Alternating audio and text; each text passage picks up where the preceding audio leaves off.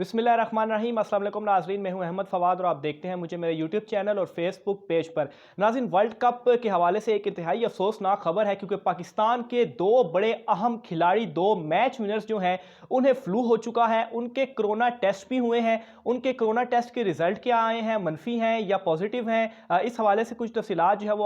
आपके सामने में रखूंगा। वो कौन से दो खिलाड़ी हैं जिन्हें फ्लू हो चुका है, और ये दोनों जो खिलाड़ी हैं नाज़रीन, ये दोनों मुख्तलिफ मैचों में मैन ऑफ द मैच रह चुके हैं। जैसा कि जितने भी पाकिस्तान ने 5 मैच खेले या पांचों में मुख्तलिफ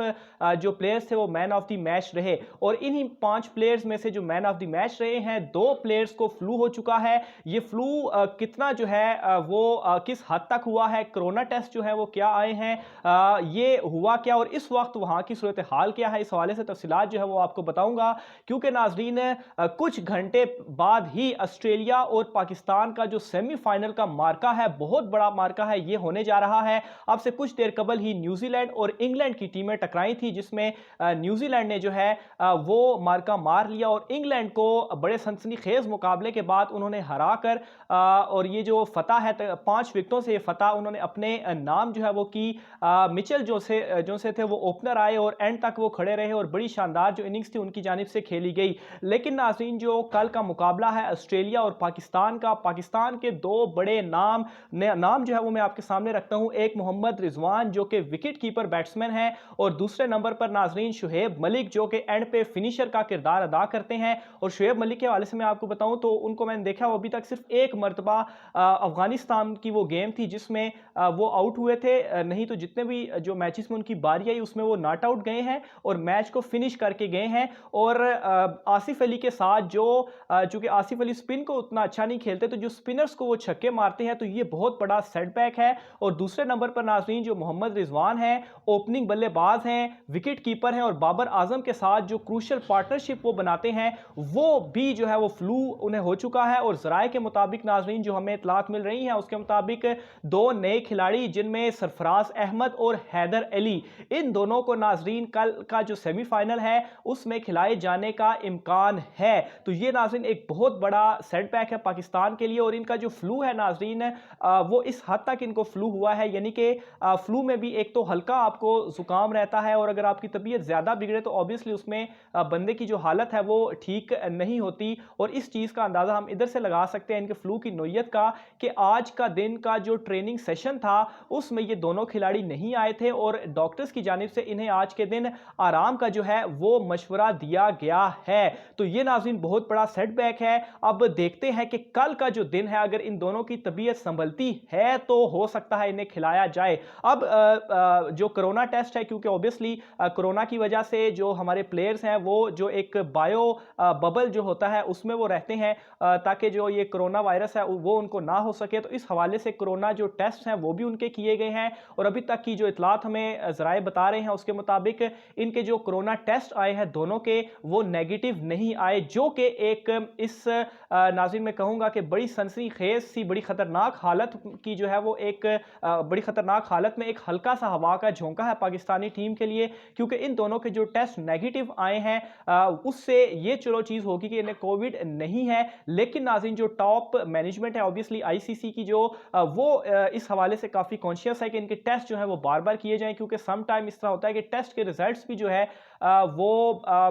उस तरह से दुरुस्त नहीं आ पाते, कभी कभार खैर इस तरह से होता है, लेकिन इनके टेस्ट भी बार बार किए जा रहे हैं। एक तो इनका अभी तो नेगेटिव आ चुका है, लेकिन तशवीशनाक यह है कि आज ये ट्रेनिंग सेशन में नहीं आए, और अगर ये कल का मैच नहीं खेलते, इनकी कल तक तबीयत नहीं संभलती। खैर वैसे अभी टाइम तो है इनके पास, आज रात है पूरी और कल का भी पूरा दिन होगा, क्योंकि जो मैच है वो पाकिस्तानी वक्त के मुताबिक 6 बजे, सॉरी 7 बजे, और जो दुबई में इसका वक्त होता है वो 1 घंटा हमसे पीछे है, तो 6 बजे जो है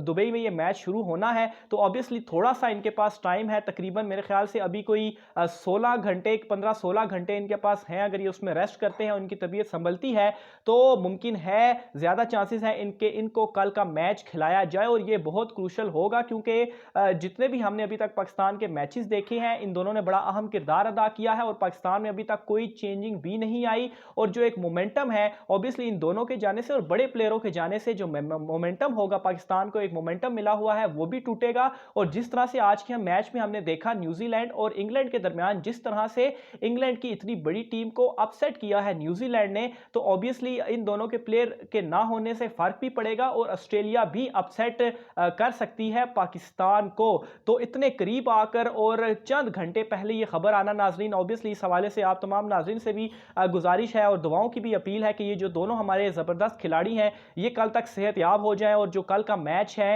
वो जो है वो खेलें, क्योंकि इन दोनों का अगर मैं रोल बताऊं तो जिस तरह से ओपनिंग पार्टनरशिप लगाई है मोहम्मद रिजवान ने बाबर आजम के साथ, और इस वक्त पाकिस्तानी टीम में अगर कोई टॉप स्कोरर है भी तो सबसे पहले नंबर पर तो बाबर आजम है और फिर उसके बाद जो नंबर आता है वो मोहम्मद रिजवान का आता है पाकिस्तान की तरफ से, तो हाईएस्ट स्कोरर रहे हैं। और ऑब्वियसली जब आपको ऊपर से मोमेंटम मिलता है तो फिर नीचे के लोग भी आपके जो खिलाड़ी होते हैं वो सही खेलते हैं, तो ऊपर से ये मोमेंटम टूट चुका है। फिर जो आपका फिनिशिंग टच है शुएब मलिक का, जिन्होंने जो है वो आउटस्टैंडिंग जो है वो फिनिशिंग की है इस पूरे वर्ल्ड कप के दौरान अभी तक, तो उनके जाने से भी एक सेटबैक जो है वो पाकिस्तानी टीम को होगा। तो देखते हैं इस हवाले से कल जो है वो क्या मजीद खबर आती है, उस हवाले से आपको इतलात जो भी आएंगी आप नाज़रीन तक हम पहुंचाते रहेंगे, आपको अपडेट करते रहेंगे। इसके अलावा अगर अच्छा एक और भी चीज़ आपको बता दूं, जो दो नए खिलाड़ी खिलाए जा रहे हैं इनकी जगह पर, वो उनमें से एक हैदर अली होंगे और दूसरे नंबर पर जो खिलाड़ी होंगे वो होंगे सरफराज अहमद। अब यहां पर नाज़रीन एक और नई बहस भी है कि अगर इन दोनों खिलाड़ियों को कल खिलाया जाता है तो कौन सी पोजीशंस के ऊपर ये खेलेंगे। आया हैदर अली से ओपनिंग करवाई जाएगी, क्योंकि अभी तक की जो ओपनिंग पार्टनरशिप रही है रिजवान के मुकाबले में अगर हैदर अली को देखा जाए तो बहुत डिफरेंट प्लेयर है, वो बड़ी हिट्स लगाने के वो शौकीन है और दुबई की पिचेस में मेरा नहीं ख्याल कि उस तरह से कारामद साबित हो सकते हैं रिजवान के मुकाबले में। फिर इसके अलावा अगर सरफराज अहमद की बात की जाए तो नीचे अगर वो शुएब मलिक की जगह पर आते हैं तो ऑब्वियसली वो किरदार अदा करना और पूरा वर्ल्ड कप उन्होंने नहीं खेला, अचानक से एक गेम खेलना तो मुश्किल जो है वो काफ़ी हो जाएगा टीम के लिए। फिर इसके अलावा एक और ऑप्शन भी है पाकिस्तानी टीम के पास कि अगर फ़खर से वो ओपनिंग करवा देते हैं फिर ये क्वेश्चन होगा कि वन डाउन वो किसको लेकर आए, या तो हफीज़ को ऊपर लेंगे, बैटिंग ऑर्डर जो है वो ऊपर करते जाएंगे, मिडल में तीसरे पे हफीज़, फिर चौथे पे सरफराज अहमद और फिर